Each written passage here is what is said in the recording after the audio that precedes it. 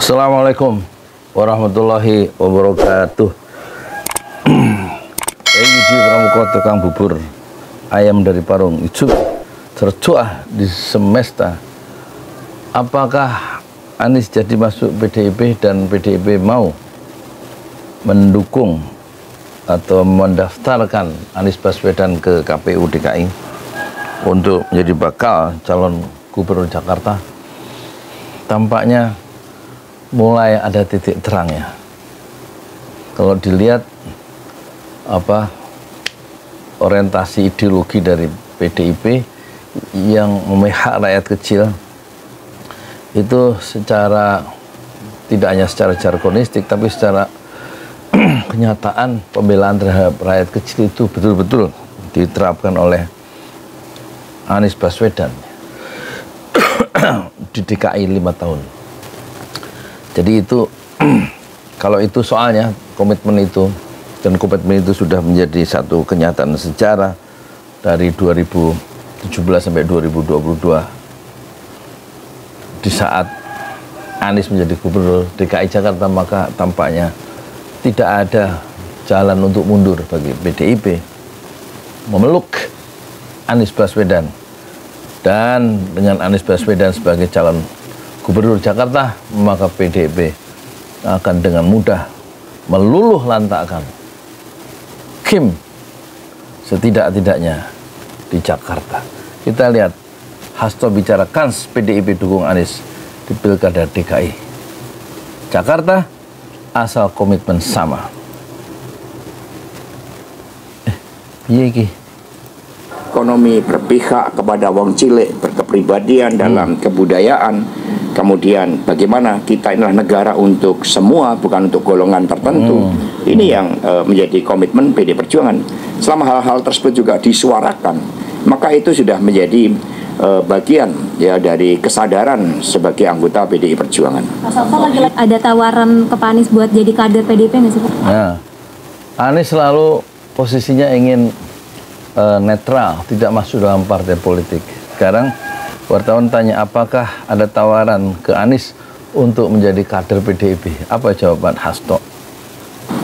Jadi bagi PD Perjuangan ya identifikasi kader ini kan pada komitmen tadi, pada Indonesia yang berdaulat di bidang politik, berdikari.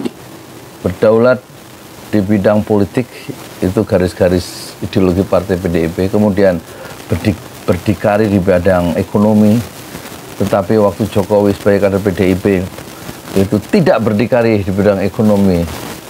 PDIP menang wae, cicing wae, nggak mengkritik, nggak menjewer Jokowi sebagai anggota sebagai kader PDIP. Impor beras, impor gandum, impor garam, impor segala impor.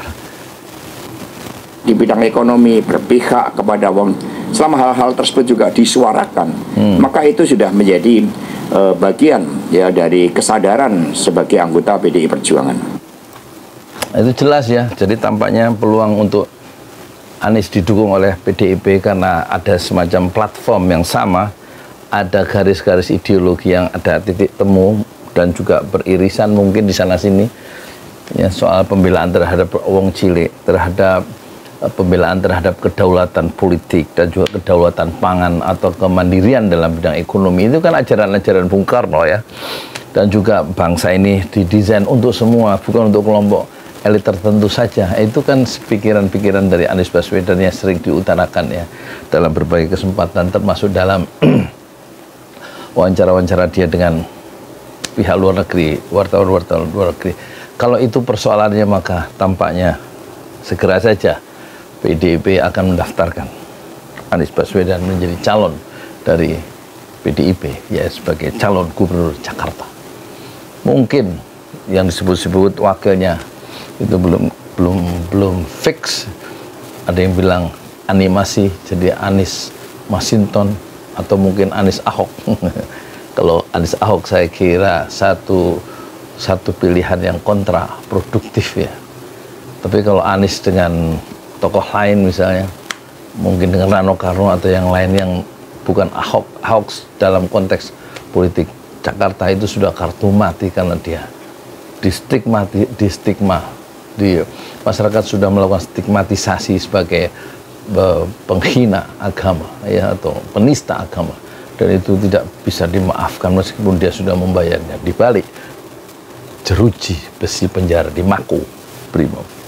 Tapi selain Ahok mungkin membuka peluang untuk Anies kembali meratakan jalan bagi tegaknya demokrasi, bagi tegaknya kejujuran, kesetaraan, dan keberpihakan terhadap seluruh kelompok dalam masyarakat, khususnya di DKI Jakarta.